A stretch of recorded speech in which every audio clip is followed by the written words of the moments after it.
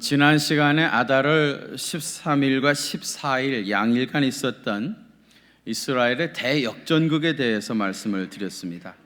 이날이 본래는 이스라엘 백성들이 진멸을 당하고 재산을 다 약탈될 수밖에 없은 그런 날이었는데, 대역전극이 일어나서 유다인을 치려고 달려드는 자들을 유다인들이 치기 시작을 했죠. 그래서 도성 수산에서만 800명을 죽이고, 그리고 하만의 또 10아들을 다 죽였죠. 대부분 다 아들의 이름이 다자로 끌리는 다자 돌림이라고 그랬었죠.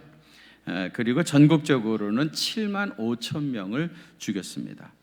그러나 그들의 재산에는 손을 대지 않았다고 그랬죠.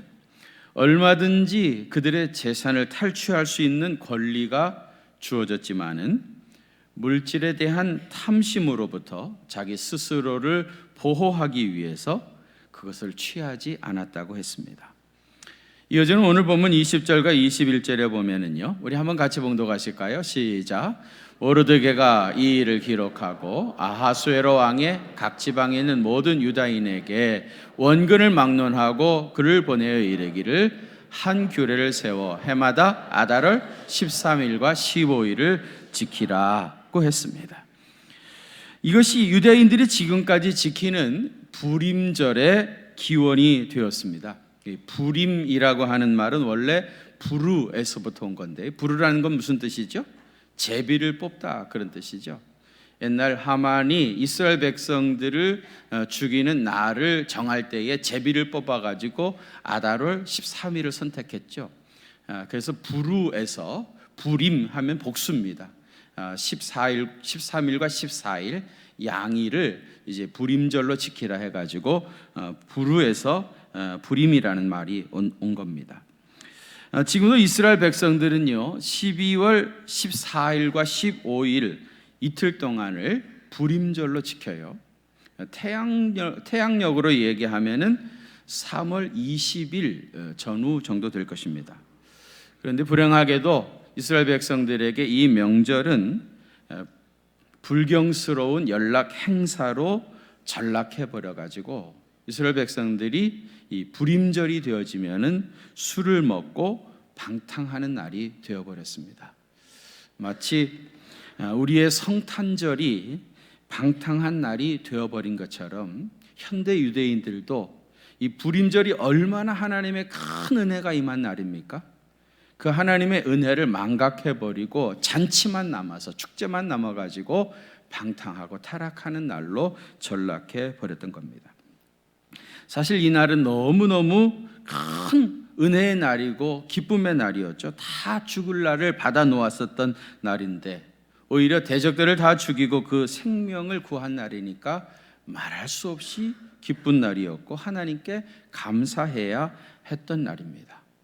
오늘 우리는 추수감사 주일로 지키고 있는데요, 이스라엘 백성들에게 첫 번째 부림절에 주셨던 이 말씀을 통해서 감사할 제목들이 무엇인가를 찾아보는 그런 시간이 되었으면 좋겠습니다. 먼저 오늘 본문 9장 22절 한번 같이 봉독하겠습니다. 시작. 이날에 유다인들이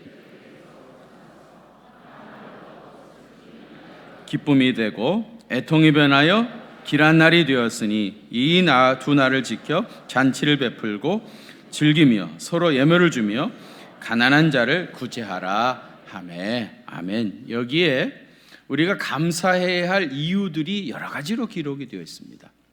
그 첫 번째는 뭔가 하면은 평안을 주신 것에 대하여 감사해야 합니다. 무엇을 주신 것에 대하여? 평안을 주신 것에 대하여. 오늘 본문에 보시면 유다인이 대적에게서 벗어나서 평안을 얻었다, 그런 말합니다. 여러분, 사실 세상에는 하만과 같은 사람들이 많이 있습니다. 우리를 해하려고 하고요, 또 넘어뜨리려고 하고 파멸로 몰아가려고 유혹하는 하만과 같은 사람, 또 하만과 같은 세력들이 참 많습니다. 그래서 우리가 세상에 살면서 여러 가지로 늘 불안하고 두려울 수밖에 없는 거예요. 아무리 사회보장 제도가 잘 되어 있고 또 경찰들이 치안을 잘 유지한다 하더라도 이 실존적인 불안과 두려움을 떨쳐버릴 수가 없습니다. 그러나 하나님은 그 가운데서도 모든 대적들을 물리치시고 여러분들을 보호하시고 여러분들에게 평안을 주실 줄로 믿습니다. 여러분, 평안이라고 하는 것은 무엇을 많이 소유했기 때문에 오는 것이 아닙니다. 주님이 주시는 평안은 무엇을 많이 소유했기 때문이 아니라 아버지의 넓은 품에 안긴 아들의 평안함인 것입니다. 부모의 품을 빼앗긴 자녀는 아무리 좋은 것을 많이 주고 먹을 것을 많이 주고 아무리 좋은 환경에 산다 할지라도 웃을 수도 기뻐할 수도 없습니다. 여러분, 현대인의 딜레마가 바로 여기 있는 겁니다. 우리는 무엇이 없거나 부족해서 불안하거나 괴로워하는 것이 사실은 아닙니다. 이미 우리는 너무나 많은 것을 소유하고 있고 또 그것을 누리고 있습니다. 그럼에도 불구하고 여전히 우리는 왜 메마르고 목마른 삶을 살고 있습니까? 그것은 아버지의 품을 떠났기 때문입니다.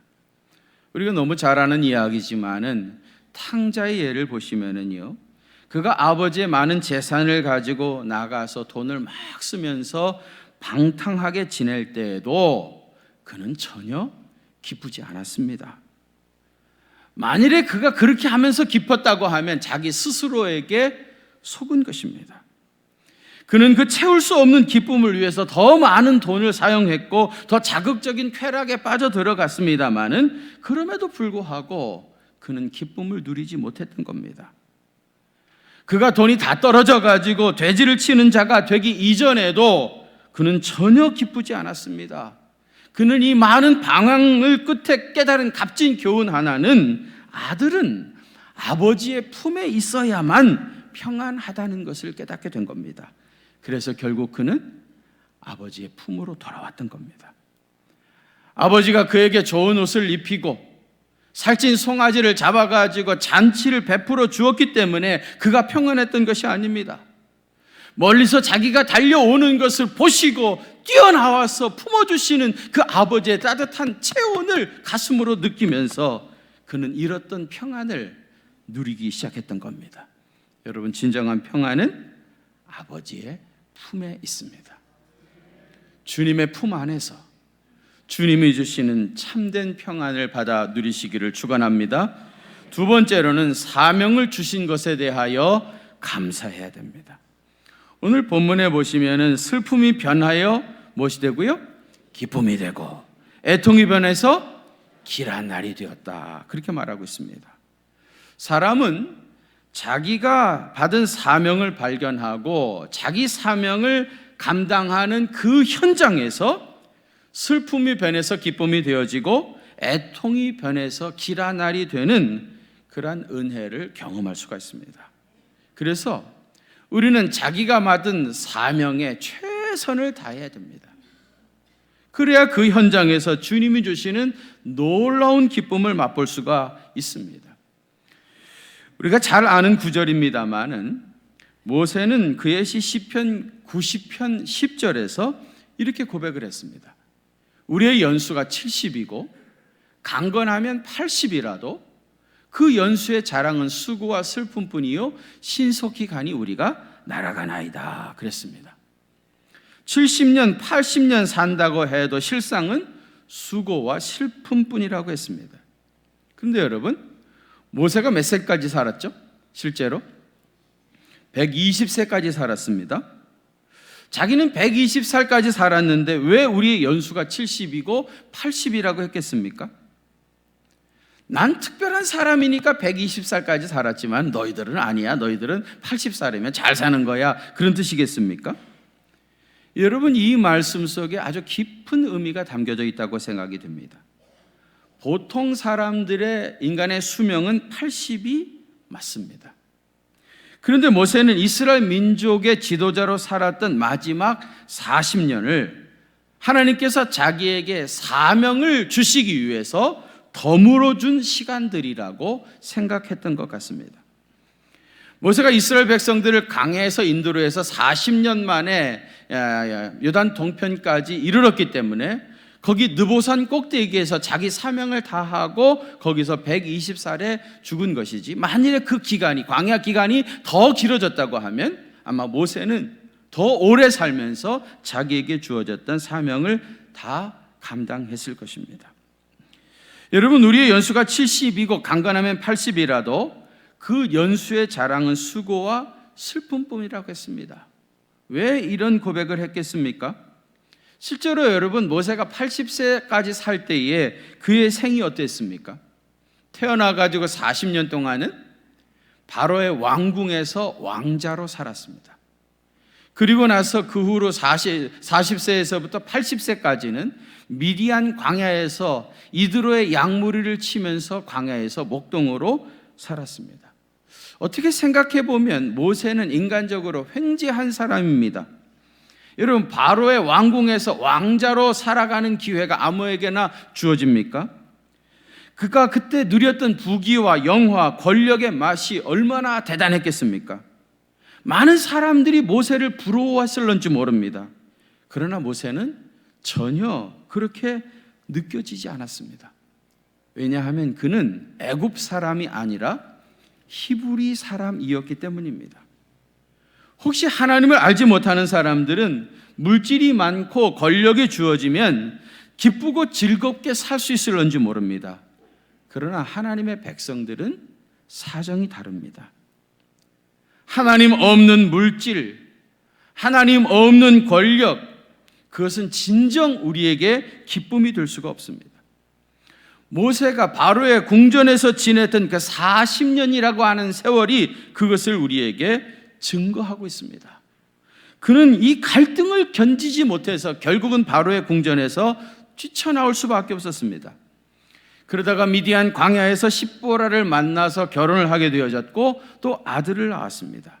미디안 광야에서 40년을 살았습니다.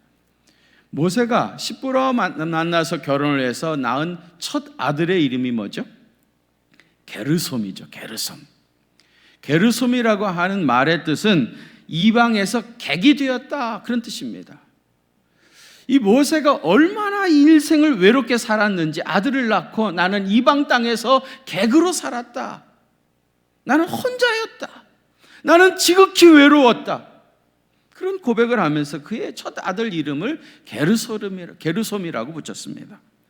두 번째 아들을 낳고 이름을 엘리에셀이라고 불렀습니다. 엘리는 나의 하나님이고 에셀은 도움입니다. 나의 하나님은 도움이시다, 직역하면 그런 뜻인데요, 모세는 출애굽기 18장 4절에서 그 이름을 붙인 이유를 이렇게 설명을 했습니다. 하나님이 나를 도우사 바로의 칼에서 구원하셨다. 모세는요, 애굽의 궁전에서의 삶을 바로의 칼이라고 생각할 정도로 그는 한순간도 긴장하지 않을 수 없었던 겁니다. 오죽했으면 둘째 아들을 낳고 엘리에셀, 하나님이 나를 바로의 칼에서 구원하셨다고 했겠습니까? 모세가 고백했던 것처럼 하나님을 떠난 애굽의 궁전의 삶이나 미디안 광야에서의 삶은 그야말로 수고와 슬픔뿐이었던 겁니다. 그러나 그의 나이 80에 호렙산에서 하나님의 부르심을 받고 난 후에 하나님의 지팡이가 되어서 사명을 감당하기 시작했을 때 슬픔이 변하여 기쁨이 되어지고 탄식이 변하여 길한 날이 되었다고 고백할 수 있었던 겁니다. 그리고 사랑하는 성도 여러분, 나이와 상관없이 사명을 가진 사람, 자기 사명을 알고 감당하는 사람에게는 이와 같은 기쁨과 평안함이 있습니다. 그러니까 하나님께서 여러분들에게 주신 사명에 감사하시기를 바랍니다. 우리는 사명을 붙잡고 그 사명을 위해 사는 동안에만 참된 기쁨과 평안을 맛볼 수가 있습니다. 여러분들이 기도해 주셔서 지난 주간에 제가 아프리카의 부룬디와 말라위에 헌당 예배를 다녀왔습니다. 자료가 정리되어지면 아마 여러분들에게 소개를 드리겠습니다만은, 저는 가기 전까지 부룬디와 말라위가 그렇게 가난한 나라인 줄 몰랐습니다. 가서 보니까 공식적으로 전 세계에서 가장 가난한 나라가 부룬디였습니다. 세계은행 자료에 의하면 2017년 자료에 의하면 부룬디가 전 세계 216번째로 제일 가난한 나라고요. 1인당 GNP가 280불이고요. 꽁지에서 두 번째는 말라위인데 215인데 320불입니다. 1인당 GNP가 320불. 공식적으로 제일 세상에서 가난한 나라가 부룬디고요. 그 다음이 말라위. 이번 어떻게 두 가장 가난한 나라를 돌아보게 되었습니다. 특별히 부룬디는요, 가서 보니까 도시가 너무 깨끗합니다. 왜 깨끗한 줄 아십니까? 쓰레기도 하나 없어요. 버릴 것도 없는 나라입니다. 세상에 쓰레기도 없는 나라예요. 여러분, 동남아시아 가난한 나라가 얼마나 쓰레기가 많아요? 버릴 쓰레기도 없는 나라입니다. 진짜로. 그래서 너무 거리가 깨끗하더라고요. 깜짝 놀랐습니다. 어느 나라 가든지 개들이 막 돌아다니잖아요. 여기는 개가 한 마리도 없습니다. 돌아다니는 개. 그 물었습니다. 아니, 왜 이 나라는 개도 없냐고 그랬더니 사람 먹을 것도 없는데 개를 어떻게 키우냐는 거예요. 있었으면 벌써 다 잡아먹었을 거라. 개도 없는 겁니다. 개도 없는 나라가 부룬디더라고요. 사람들이요, 길거리에서 담배 피는 사람도 하나도 없어요. 선교사님이 그러시더라고요. 지나가다가 담배 피는 사람 보게 되어지면 빙고라고 외친다고. 담배 피는 사람도 없어요. 왜 없겠어요? 먹고 살 수도 없는데 담배 살 돈이 어디 있어요? 담배 피는 사람도 한 사람도 없는 거예요. 너무너무 가난한 나라, 쓰레기도 없는 나라, 개도 없는 나라, 담배 피는 사람도 없는 가장 가난한 나라가 부룬디더라고요. 그런데 여러분, 그곳에서 아주 젊은 선교사님이 사역을 하고 있는데, 어린 아이들 데리고 가서 거기서 사역을 하고 있는데, 그 가난한 나라에서 사역하는 젊은 선교사들이요, 얼마나 기쁨이 가득한지, 얼마나 자신감이 있는지, 얼마나 보람을 가지고 사역을 열심히 하고 있는지 제가 보기에도 부러울 정도로 그런 기쁨과 평강을 거기서 누리고 있는 것을 보았습니다. 여러분, 사람은 하나님이 나에게 주신 사명이 무엇인지 분명히 알고 그 사명을 감당하는 그 현장에 있을 때 주님이 주시는 참된 평안함과 기쁨이 있습니다. 내게 주신 사명에 감사하시기를 바랍니다. 세 번째로는 이웃을 주신 것에 대하여 감사해야 됩니다. 22절 하반절에 보면 이 두 날을 지켜 잔치를 베풀고 즐기며 서로 예물을 주며 가난한 자를 구제하라 그랬습니다. 이 말은 뭐예요? 불임절의 기쁨을 많은 사람과 함께 나누라, 그런 뜻 아니겠습니까? 이날 큰 잔치를 베풀고 많은 사람들을 초대해가지고 그 기쁨을 같이 즐기라, 그런 말인 것입니다. 여러분, 우리나라에서도 잔치를 하면 온 동네 사람들을 다 초청해가지고 동네 잔치를 했습니다. 그래서 잔치에는 사람들이 많이 와가지고 북적북적해야, 그래야 좋은 건 아니겠습니까? 여러분, 사람은 사람 사이에 살도록 지음을 받았습니다. 그래서 한문으로는 인간이라고 그러죠. 사람인 사이간, 사람 사이에서 사는 존재가 사람입니다. 우리에게 부대끼며 살 수 있는 가족이 있고요, 함께 모여 예배드릴 수 있는 교인들이 있고, 맡겨진 사역을 감당하기 위해서 뜻을 같이 하는 동역자들이 있다고 하는 것이 얼마나 감사한 일입니까? 여러분, 여행을 하시다가 경관이 참 아름답다거나 또 어쩌다가 맛있는 음식을 먹으면 무슨 생각이 들어요? 우리 애들하고 나중에 꼭 한번 다시 와가지고 같이 왔으면 좋겠다, 이런 생각이 들지 않습니까? 기쁨을 나눌 수 있는 가족이 있고 함께 주님을 섬길 수 있는 동역자들이 우리 주변에 이렇게 많이 있다는 것은 정말 큰 축복입니다. 우리는 늘 사람에게 치여가지고 그렇게 살다 보니까 이 사람이 얼마나 귀한지 하는 걸 제대로 느끼지 못합니다. 저도 사람들에게 치여가지고, 너무 많은 사람들 사이에서 쳐가지고 좀 사람 없는 널찍한 곳에서 좀 살고 싶다, 그런 생각을 했었습니다. 그래서 세계에서 인구 밀도가 가장 낮다고 하는 호주에 이민을 갔었습니다. 여러분, 호주 서쪽에 가게 되면, 서부 호주에 가게 되어지면은요, 대부분 다 광산 지역인데 거기에는 사람이 얼마나 희박한지요.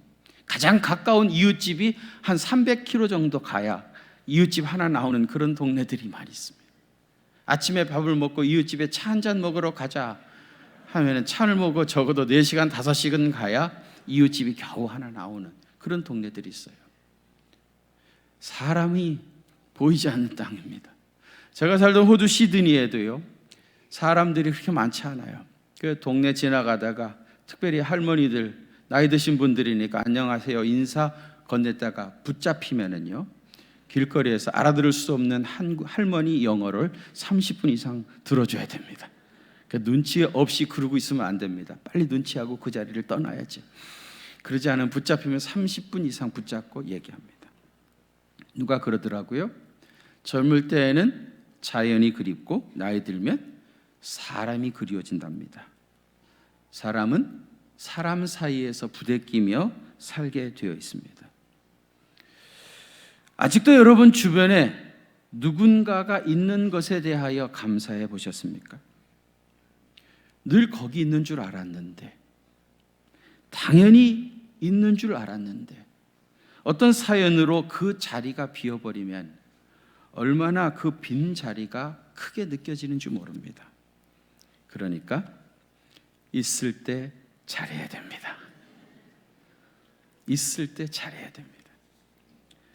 어머니 아직 살아계심을 감사하고, 형제들 있는 것도 감사하시고요, 힘든 것도 사실이지만은 밥 챙겨 먹일 자식 있는 것도 감사하시고요, 건강한 우리 교회에서 평생 신앙생활 같이 할 수 있는 믿음의 형제들이 이렇게 많이 있는 것 감사하시고요, 내 부모님은 이미 돌아가셨지만은 부모님 같이 모시고 함께 살 수 있는 교회에 어르신들 많이 계신 것도 감사하시고요, 내 자식보다 나를 더 아껴주고 사랑으로 섬겨주는 교회의 젊은 집사, 권사들이 많이 있는 것을 감사하시기를 바랍니다.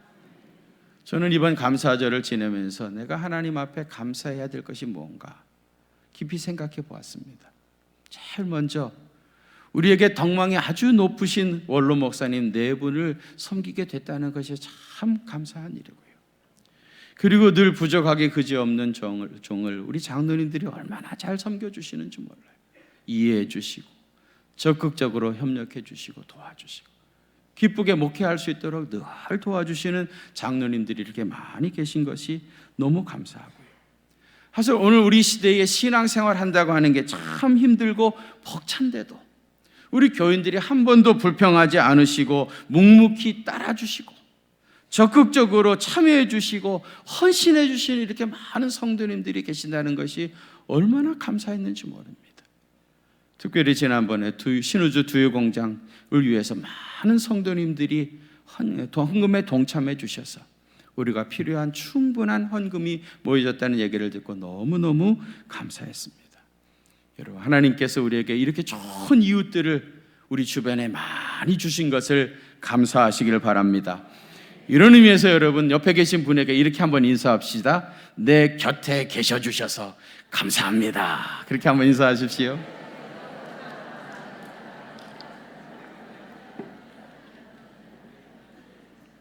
진짜 감사한 일입니다, 여러분.